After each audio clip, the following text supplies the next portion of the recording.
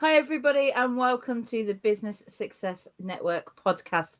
I am joined today with today's special guest. It is Diane Ivory, or CS Ivory, as we love to call her in the network. She is one of our Business Success Network experts and an actual, do you know what, a really lovely person and a great friend. So I am excited today, Di. You make me smile. You are you were called a trailblazer this week. How lovely is that? How It's lovely is that? amazing. I don't think I'm fast enough to be a trailblazer, but I'll take it.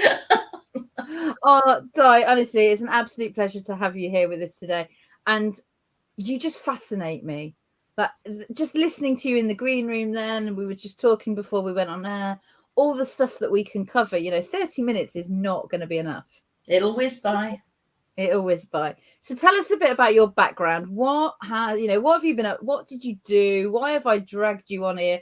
What, I know, but tell the listeners and the viewers. It's a funny old thing, isn't it, where life takes you. When I was growing up, I didn't have the dream to be whatever. Some people want to be a fireman or a soldier or whatever it is. I didn't have any of that. And then when I was 22, 23, I saw an advert in a national newspaper, trainee fingerprint officers, Scotland Yard. That sounds exciting. I didn't honestly know what a fingerprint officer was because back then we just about had the bill on television, but there weren't really any other. I think there was Z-Cars. There was nothing like the amount we have today. So I applied for this job and was very fortunate. I went through the selection process and got it. And I ended up as a trainee fingerprint officer at Scotland Yard and went on to become what was called then an identification officer. So I became a fingerprint expert after 7 years. And I have to say, it wasn't because I was rubbish at it. It's just that's how long it took to become an expert. Back then, it's a different system now, but then that was what it was. And they also trained me to be a crime scene examiner.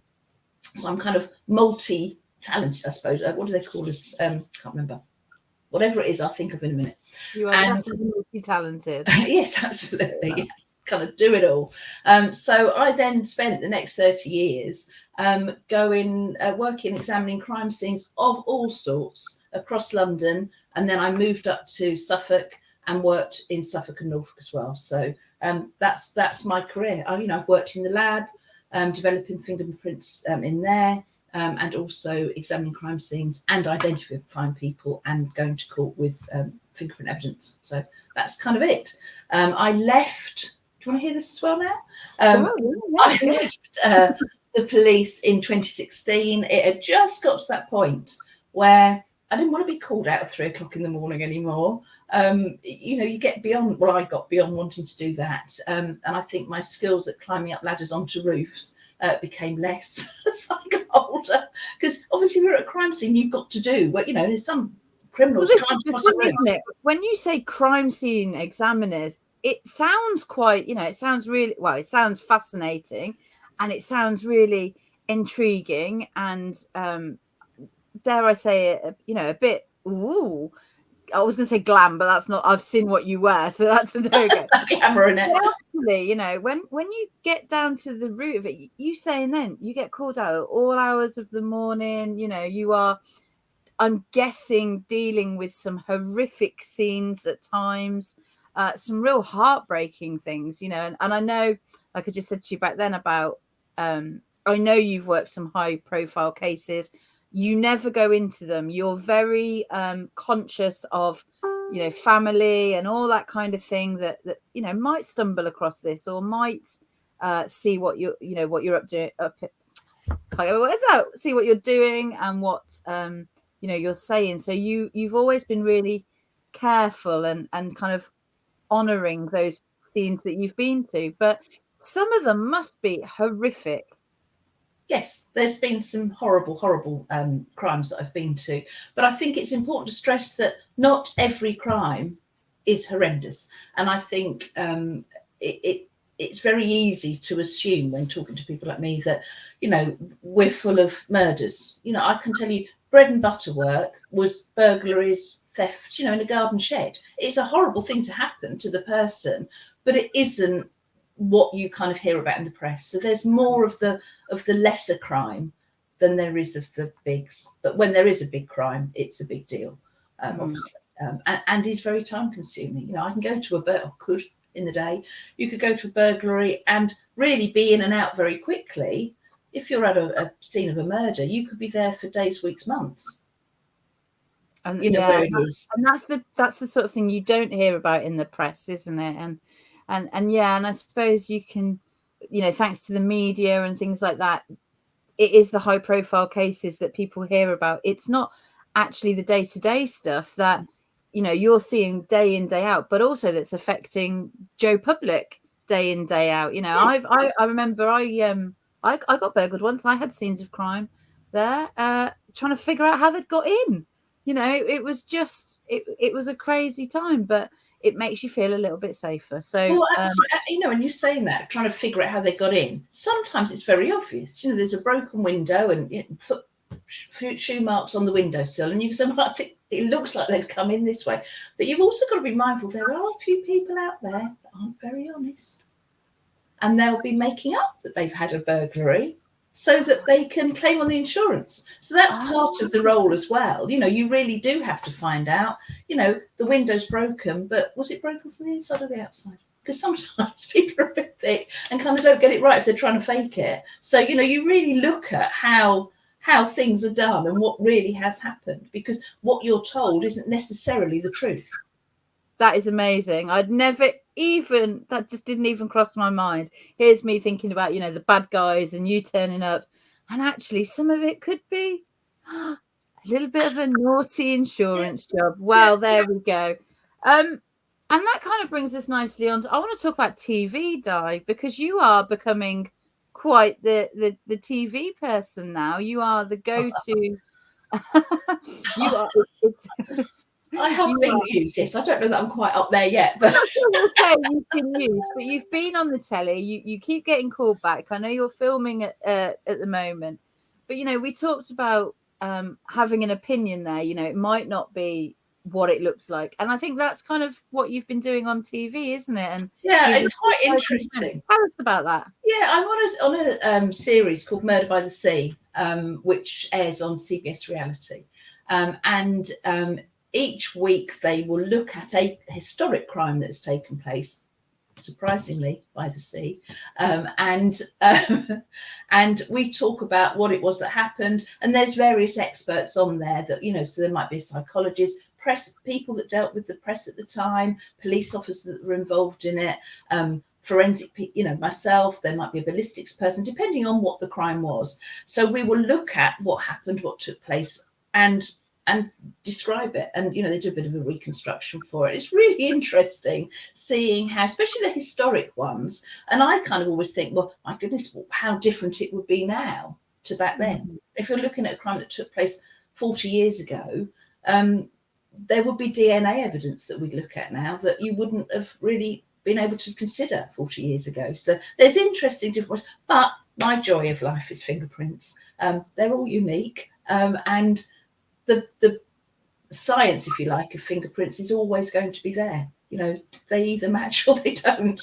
And that's really interesting, because you touched on DNA there, and we've had so many advances in technology and things like that evidence that wasn't there 40 years ago, you can now kind of look back on, and they are solving crimes from years and years ago.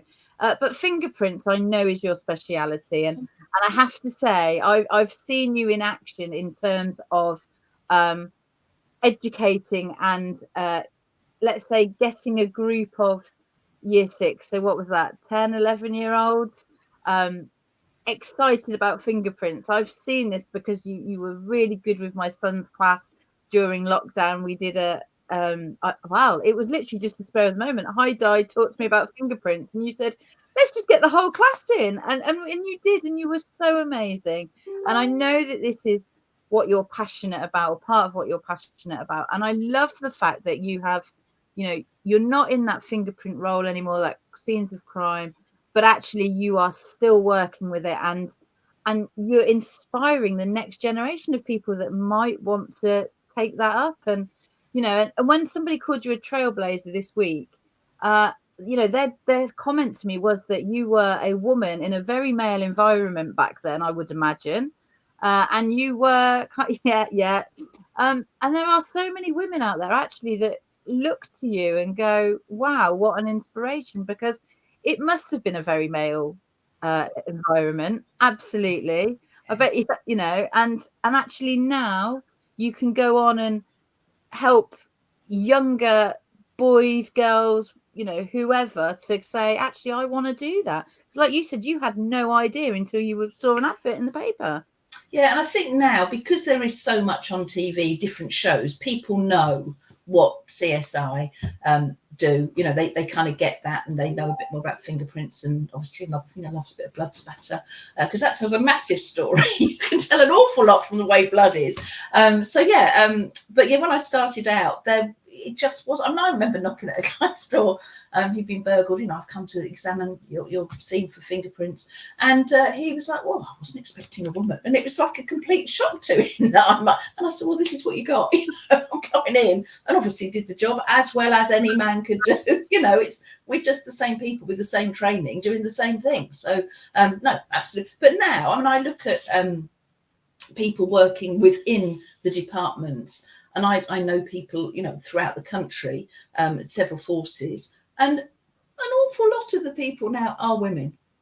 Which is brilliant. Yes, absolutely. And certainly, I don't want to name any forces, but certainly within the groups I know, the majority of staff, certainly within the Bureau, are women. It's just the way it is, you know, but I think it will.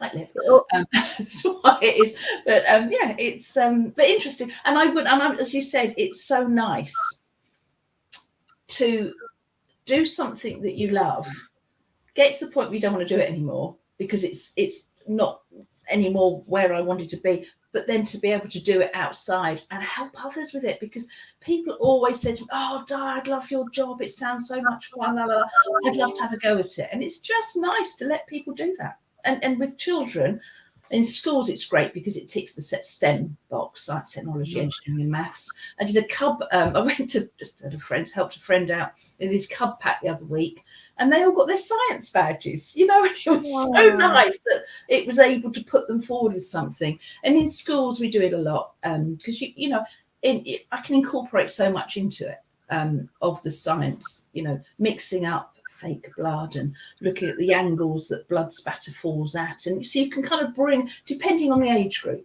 I'm not going to talk to 9-year-olds about too much of the angles, but you know, as they get older, they'll probably love it. I know I've got an 8-year-old who would be like, "Yeah, go on, Tom." Oh, they love the blood. Honestly, they love it. And it's not real blood that I use, I have to say that. It's fake blood, mix it up before. And yeah, it's just good. And then obviously the corporate people I work with as well. So, you know, it's just a whole variety of ways that I can still have fun doing what I love doing. But that's the great bit about having your own business, isn't it? Is you can take all the fun bits, all the bits you like, turn it into a business and not have to worry, you know, not have to deal with the kind of the bits that you didn't like. Yeah, like there really was a dead person. You know, when I do a murder scene now, there isn't a dead person. It's just pretend. They just I'm guessing they just kill off the boss they don't like, or the I like to personalise my events, and I'll say, "Is there anybody you particularly don't like that might meet us?" But it's a celebrity. I would never do somebody in the room. Is there politicians are top choices a lot of the time. Yes, one in particular recently. You know, well, can we not kill him off? Okay. Oh, brilliant. So your events at the moment then, I love the idea of this, you know, getting in a room and solving a murder and being all, you know, doing all the fingerprints. It just fascinates me. So we've looked at the schools. We know that you can work kind of, and like you said, it is in the curriculum. I know that all of my older ones studied it in year 6, like before they went up to secondary school. They will look at it again in secondary school. So I'm guessing age range wise, you can cater for kind of those ages. You talked about corporates there, you know, the team building. Now this, hey, look, we're a business podcast, so we've got to get team building in somewhere, haven't we? This excites me and it fascinates me. And I keep saying we've got to do a business success network team building day with you, Di, definitely. But at the minute with COVID and lockdown, and let's face it, that's that's been a real nightmare for you guys in the events industry. You know, it was a case of, well, 2021 pretty much it just shut down, didn't it, the world? So I know you've had a particularly tough time before that, and now actually we're seeing these work from home, these hybrid models of work. Not everybody has rushed back to the office. So tell me how you can help those kinds of companies with their team building, because this is really, really powerful, I think, at the moment. Yeah, absolutely. It's so lovely for people to work together and know each other and get to know each other better. So right now, more than ever, and I have worked with people prior to COVID who work remotely, and I'd get them together, often from different countries. So people will fly in to the sort of where the team is based, or the company is based, and we'll do team builds for them. But now more and more people are working from home and have never met their colleagues. You know, they might perhaps talk to them on the phone or see them on a video, but to actually be in the room with somebody and get to know them makes a massive difference. And I laugh at myself because through the COVID, obviously, I always provide PPE. You know, people dress up in the CSI suits and gloves and masks, and I'm a bit like, well, I was providing it before it was fashionable. It was my thing. So people are very safe with me, and we can do what we do. And it is lovely to just see people come together. And I think especially for new recruits into a company, I can't imagine what it must be like working where you don't know anyone and you've not no one that you feel you've connected with, so you could on the quiet say, not sure about this, can you help me with it? So to be able to go and meet the people and decide who's going to be the person you could go to on the quiet, because you don't always want to go to your boss and say, yeah, I'm not really quite getting this. It's nice to have that colleague you can talk to. So this gives people an opportunity to get together. A lot of companies will tie me into maybe they'll have their annual conference, and then they want to lighten it up, and I'll go in and do a bit of a team build. And what they like is because there is an educational element to it as well. And because no matter what your personality type or your physicality, you will be able to take part in it. So there might be the big bolshy person that goes in literally bull in a china shop, you know, they're through the crime scene tape before you can say, you know, where's my brush? Yet there's others, the little mouse will sit there kind of just reading through all the statements. So it's just interesting watching how different people work together. And, you know, often the managers will say, this person needs pulling down a bit, and this person needs lifting up. And I'll work to make that happen without them realising that that's what I'm doing. But it just gives people a real good chance to get the mix together and maybe change people's opinions of each other. Because we've all done it, haven't we? We've all worked with someone and thought, well, they're a bit of a... And then you go away with them and think, well, actually, they're quite nice. Absolutely. Yeah, definitely. And I think, like you say, I mean, I've worked from my home office for the last 10, 11 years. So it's not alien to me. And I make sure, you know, working on your own, working as a small business, you'll be the same. You get your group of cheerleaders. When you are employed and when you have, you know, suddenly then either gone off on furlough and come back, or like you said, it's 2 days in the office now, not 5. You don't have that, you know, the morning coffee around the coffee machine. You don't have that, you know, bumping into each other in the toilets, whatever it is. It just isn't happening at the moment. And so what I really love is the fact that you can work with those people to say, look, you know, yes, you've been behind the laptop for a couple of years. You don't know each other. Let's get in a room. And let's face it, you're going to start. This is something they can really engage with. It's different. It's not your, you know, 1990s team building exercise that nobody wants to go to because, you know, the boss has told you you've got to be there and that kind of thing. I can remember my dad doing like it's a knockout days and all sorts and thinking, oh my God, what is going on here? But and they're fun to do. But maybe if you, I don't know, you've got a poorly knee, or you've got, you know, you're feeling a little overweight, or whatever it might be, before you begin you feel intimidated. Whereas with this, there's nothing, you know, I take suits in all sizes up to 3 times XXX, you know, so that whatever it's, and if someone says I don't want to wear a suit, well, they don't wear one. It really doesn't matter. So it, you know, there's nothing that would make I don't think anyone I've never had anybody say I didn't enjoy that. So, and let's face it, it's not, those suits are not the most glamorous. So, you know, you're all in it together. they're not there for style, are they? And people love it. And it's great for a team photo. You know, normally you think about when you've got to have a team photo and you all got to stand there and look lovely and smile. Well, you just put a mask on. So if you're conscious of your teeth or you don't want to smile or whatever it might be, doesn't matter, does it? Put the mask on. Nobody can see. Love it. Maybe I should just order one for my Monday mornings. Can you imagine me just rocking up on YouTube or in my Business Success Network Facebook group, like, hi guys. So I channel my inner Diane Ivory today.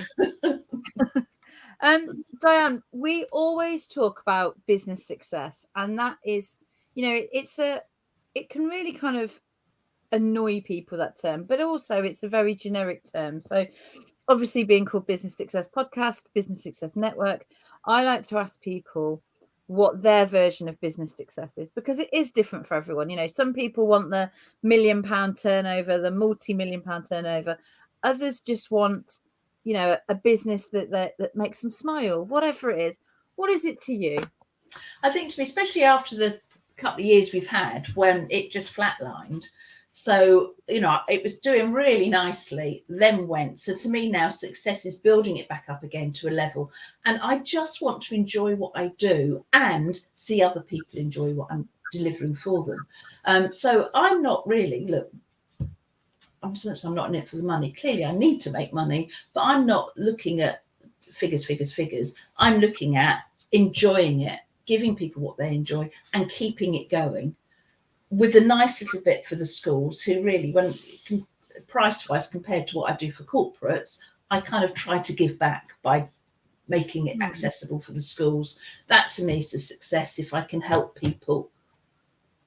That, to be honest. But it's just doing what I like to do and seeing the enjoyment of others doing it, and just wanting to get up every day. And I also think business success is Monday, I didn't work.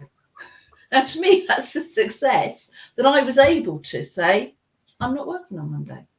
And I think being able to choose when to take your time out without thinking, well, I've only got so many days leave, I'm not allowed a day off, or I've got to ask somebody, and does it fit with everybody else? It's really nice. I know I've got another couple of weeks coming up that really, in fact, the rest of the week's a bit bad, to be honest. But it's fine. It's fine. And when I say busy, it's just filled. But it's at my level and at my pace, and I just love it. So in the background, I'm building a shop with some merch. So that's my kind of excitement at the moment that's going on there. Fingerprint merch. Oh, that does excite me, and I love it because, you know, for those of you that are watching on YouTube, not listening on the podcast, you will see in Diane's background she has got her crime scene tape. You know, do not enter. I'm well aware it is a cupboard and not, there's no dead bodies in there, is there? You know. No.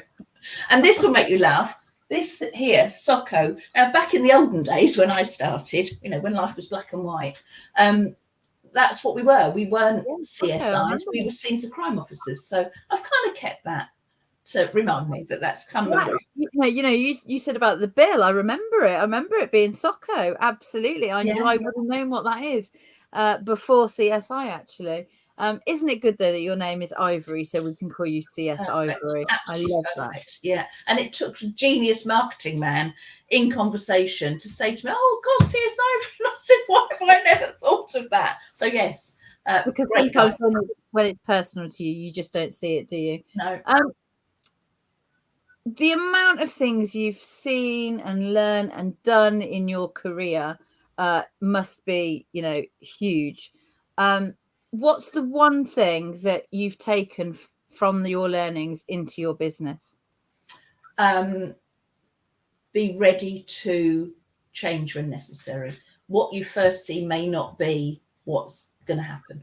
And I think that's probably, as I said with the crime scene, what you're told may not be what's the truth. And I think that, you know, when you're looking at working with people that come along to want to work with you, it's not always as it seems. So be prepared to watch, but not just take everything at face value. I think that's important. People, especially when people are trying to sell you something, come and do this course, really look at what it is you're going to get out of things. and weigh it up. Just take that step back and look at the evidence. That I think is probably quite important. That was brilliant. Genius, that wasn't it? That was. I'm going to pull that. That was where that came from. That was a great quote. You'll be using that for years, Di. It must be the excellent interviewer there. Oh dear. So, Di, I imagine now that people are going to want to know where they can find you. Apart from obviously if they joined our Business Success Network Facebook group, you are in there as an expert. What's your website? Where can My website is forensicminds.co.uk. And you can find me there. You can find me at Forensic Minds UK on everything. I'm consistent at being inconsistent, so don't be expecting posts every day. I've got a nice little group, CSI DIY. Might be DIY CSI. Yeah, DIY CSI. And you did an A to Z of crime. That's going to be a book. That is. Yeah, that was cool, wasn't it? It was April last year. I just started because it was lockdown and life was a bit dull. So I started with evidence you might find at a crime scene. I think my first one was axe, and then I invited everyone in the group to come in with their A's. You really had a lot of engagement. Tell me that group again, Diane. Where can they find you? DIY CSI. DIY CSI. Head over there and have a look on Facebook. Come and join. And it'll be lovely. And don't be frightened that I've not posted anything in it for ages. I'm going to get back on it. There we go. And I've also got obviously a Facebook page, Forensic Minds. My website. What else have we got? Instagram again. I need to put more on it. LinkedIn. You can find me, Diane Ivory. That's it. That's where I'm at. Perfect. I love this. There is no stone unturned. You can find her on all the socials and all the websites. She is more active than she makes out as well, I do believe. Heavens knows she's got enough of us around her, tagging her into stuff and all that kind Absolutely. of thing. And please, if anyone needs to know, I get a lot of people with youngsters who, my daughter wants to do this, my son wants, whatever it might be. Please just come to me and I will give you some help if I can, advice on careers, etc. So, absolutely not a problem at all. Just, what do we say? Slide into the DMs and I'll be there to talk to you. No worries at all. Well, that's the big thing with us. We always say slide into the DMs. Someone said it the other week and apparently nobody knew what it was. So if you don't know what that is, it means jump in our inbox. But I would, message, email me, I will answer. Form on our website. That's probably the safest route there. But I love that. It is all about giving back to the next generation. My daughter, actually, I think you've inspired her massively because she is looking at scenes of crime, what she's got to do to get there. She kind of, the whole detective stroke scenes of crime, she's kind of in that thing. She's looking at police cadets. Who would have thought it, 14, and suddenly she's taking this bit, she's looking at it. And I think, Diane, that has stemmed from the stuff that she's seen you do, as well as the cop shows and whatever. But it's really good to be able to say, well, have a chat with Di, have a conversation, listen to this podcast. So it'll be fantastic. There will be others out there, as you say. Get them following Di. She is a trailblazer. I'm going to keep using that word. Keep saying that. I like it. Trailblazer in her field. Honestly, I've never heard anyone speak so passionately about their career or their previous day job. Most people, they go into business, they're like, don't, day jobs. No, you've made a business out of it. It's been phenomenal. Di, there is nothing left to say except for thank you. You've been an absolute pleasure. Like I say, do check out the Facebook page. Do come over and interact with Di. Go and see her on her Facebook page as well. Thank you for listening, as ever. Any last words, Di? Wow. Keep safe. And don't forget to lock your doors. If you've got a alarm, turn it on. Lock your doors of your house, your windows. Don't leave them open. And just be very mindful of everything that's around you. And I love that. Get away with murder, remember that. And you did, actually, and I'm going off. I've said we're finishing, and then you say that.